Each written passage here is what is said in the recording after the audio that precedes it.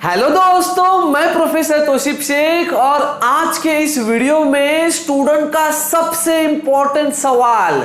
जी हाँ दोस्तों, sir diploma खत्म हो चुका है, अब हम लोग डायरेक्ट सेकेंड ईयर इंजीनियरिंग में जाने वाले हैं। बट सर डिप्लोमा में जो ब्रांच मैंने लिया था, अब मैं सोच रहा हूं कि डायरेक्ट सेकेंड ईयर इंजीनियरिंग में जब मैं जाऊंगा तो क्या मैं मेरा ब्रांच चेंज कर सकता हूं। इसका मतलब क्या मैं मैकेनिकल से कंप्यूटर में शिफ्ट हो सकता हूं या कंप्यूटर से सिविल में शिफ्ट हो सकता हूं। और सर मेरा और एक सवाल है कि सर अगर ये मैंने किया, मतलब अगर मैंने ब्रांच चेंज किया तो क्या ये सही साबित होगा।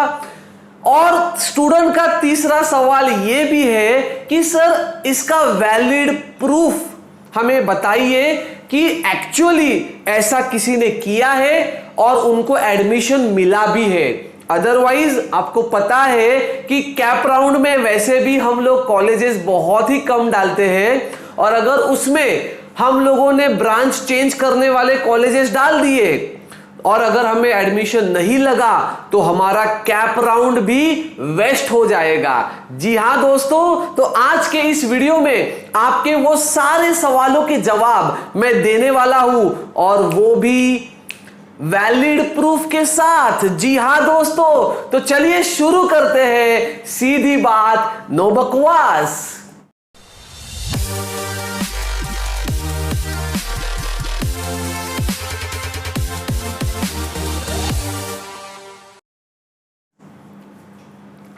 तो दोस्तों सबसे पहला आपका सवाल यह है कि सर क्या मैं डिप्लोमा के बाद डिग्री में ब्रांच चेंज कर सकता हूं। तो दोस्तों इस सवाल का जवाब ध्यान से सुनना।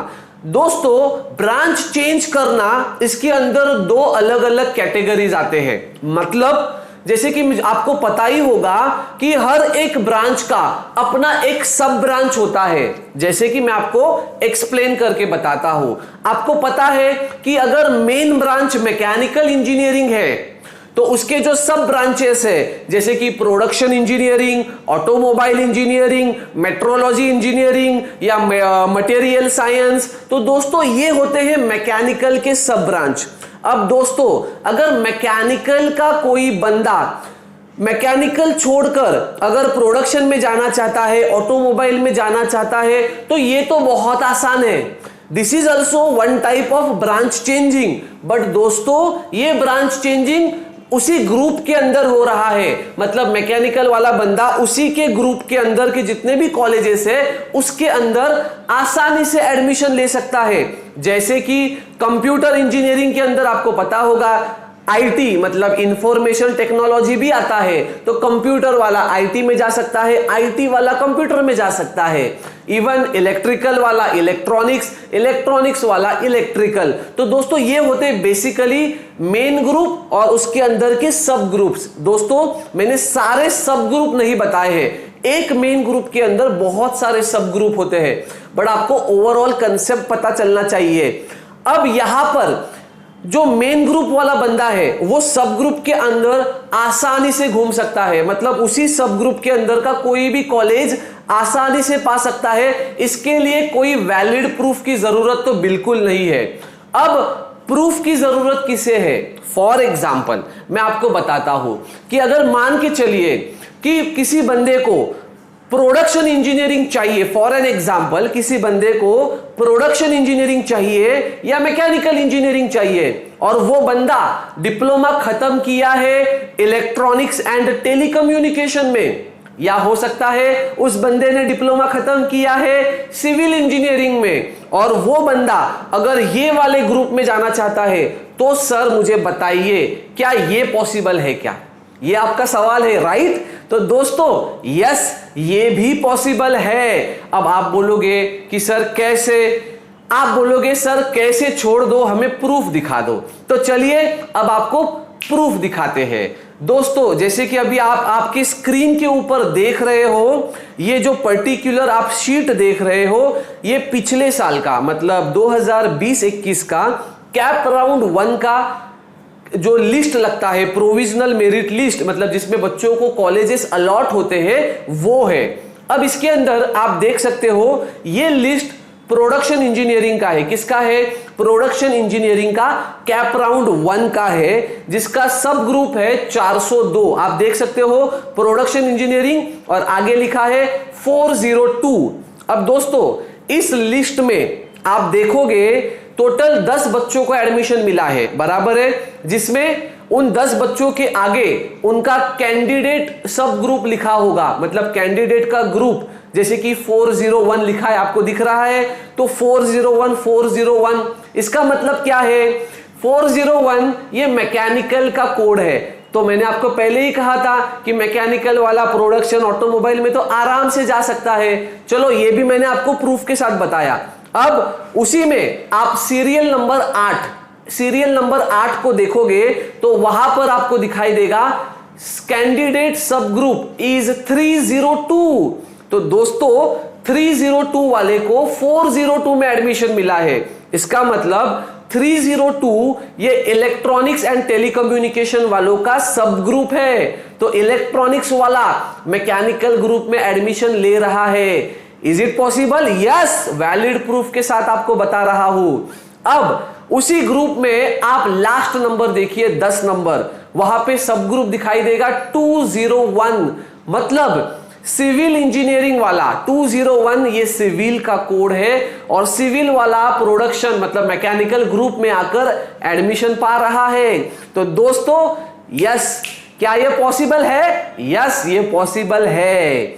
अब दोस्तों यहां पे दूसरा सवाल ये बनता है कि सर चलिए, बहुत ही अच्छा डाउट आपने हमारा क्लियर किया और वो भी वैलिड डॉक्यूमेंट के साथ। अब सर हमारा दूसरा सवाल का जवाब दीजिए कि सर क्या ब्रांच चेंज करना, डिप्लोमा के बाद डिग्री में ब्रांच चेंज करना, क्या ये हमारा डिसीजन सही होगा? तो दोस्तों इसके बहुत सारे आंसर्स बनते हैं, पर एज ए टीचर मैं आपको एक आंसर बताऊंगा। जैसे कि आपको पता है कि बहुत सारे बच्चे ब्रांच चेंज करना क्यों चाहते हैं। अब वो ये देखते हैं कि 3 साल पहले जब मैंने डिप्लोमा में एडमिशन लिया था, तब हो सकता है कि मैकेनिकल को डिमांड ज्यादा था, इसलिए मैंने मैकेनिकल लिया। बट जैसे कि अभी का सिचुएशन में आप देख सकते हो, कंप्यूटर और आईटी वाले जो बच्चे हैं वो बहुत अच्छे से परफॉर्म कर रहे हैं, उनका प्लेसमेंट अच्छे से हो रहा है। तो सर मेरे ख्याल में और एक मतलब मेरे दिल में और एक ख्याल आया कि सर क्यों ना कि मैं डिग्री में जाने से पहले ब्रांच ही चेंज कर दूं। तो दोस्तों अगर आप ये सोचकर अगर आप ब्रांच चेंज कर रहे हो, तो मैं आपको बता दूं कि ये जो सिनेरियो है दोस्तों, कभी ये ब्रांच ऊपर जाएगा, कभी ये ब्रांच ऊपर जाएगा, ये तो चलता रहेगा। मतलब मैं आपको सच्चे में कहूं तो 2008-9 में कंप्यूटर और आईटी को डिमांड 0 था। अभी कंप्यूटर और आईटी का डिमांड फुल है। उस टाइम इलेक्ट्रिकल और इलेक्ट्रॉनिक्स का डिमांड ज्यादा था, अभी इलेक्ट्रॉनिक्स तो पूरा डाउन है। तो दोस्तों ये एक बोलते हैं ना, जैसे शेयर मार्केट होता है up and down up and down, तो दोस्तों ये चलता रहेगा। अगर आप इस पर्टिकुलर सिनेरियो को देखकर अगर आप ब्रांच चेंज करने का सोच रहे हो तो ये बहुत ही गलत है, क्योंकि इंजीनियरिंग में हर एक ब्रांच का मतलब अपना खुद का एक वेटेज होता है, और वो ब्रांच हर एक ब्रांच इंजीनियरिंग का उतना ही सक्सेसफुल ब्रांच है, चाहे आप कोई भी ब्रांच सिलेक्ट करो। तो दोस्तों मुझे तो एक ही सजेशन आपको देना है, अगर आप ऐसा सोचकर ब्रांच चेंज कर रहे हो कि अभी इसे डिमांड है तो मैं चेंज करता हूं, तो ये गलत है। यस, बट अगर आपको ऐसा लग रहा है कि मैंने डिप्लोमा में ही गलत ब्रांच चूज किया है और अब जाके मुझे मेरा डिसीजन को करेक्ट करना है, तो मैं डिग्री में ब्रांच चेंज करूंगा ही, तो yes that is valid point. Diploma को अगर आपको आपके दिल का ब्रांच नहीं मिला था तो आप डिग्री में अपना ब्रांच चेंज कर सकते हो। तो दोस्तों ये भी बातें आपको कहीं ना कहीं समझ में आनी चाहिए। और दूसरा जो सबसे इंपॉर्टेंट पॉइंट है वो ये है दोस्तों, अगर आप आपका ब्रांच चेंज करते हो तो डिप्लोमा 3 साल आपने जो पढ़ा था, अब डिग्री के 3 साल में जो पढ़ने जाओगे वो पूरा अलग रहेगा। तो दोस्तों वो पढ़कर फिर फायदा क्या, क्योंकि डिप्लोमा में जो बंदा पढ़ता है डिग्री में उसी ब्रांच के अंदर या उसी सब ब्रांच के अंदर उसे वो बहुत ही आसान लगता है। अगर आप मैकेनिकल से कंप्यूटर में जाओगे तो इतना जो नॉलेज लिया है वो वेस्ट हो जाएगा। तो दोस्तों कहीं ना कहीं मुझे लगता है जिस ब्रांच में हो उसी ब्रांच में रहना कभी भी बेहतर है। तो दोस्तों इसके बारे में आपकी क्या राय है? एज ए टीचर मैंने मेरी राय तो आपको बता दिया, अब आप आपकी राय मुझे कमेंट करके बताइए। और यस, मेरी एक छोटी सी गुजारिश है दोस्तों, हर दिन मैं आपके लिए एक नया वीडियो लाने की कोशिश करता हूं। बस मुझे मोटिवेट कीजिए। मोटिवेट करने के लिए कुछ नहीं करना है, बस वीडियो को लाइक कीजिए, अपने दोस्तों में शेयर कीजिए और चैनल को सब्सक्राइब कर दीजिए। तो दोस्तों यही एक छोटी सी उम्मीद लेकर आपकी रजा लेता हूं। मिलते हैं अगले वीडियो में दोस्तों कुछ नई जानकारी के साथ। तब तक के लिए जय हिंद।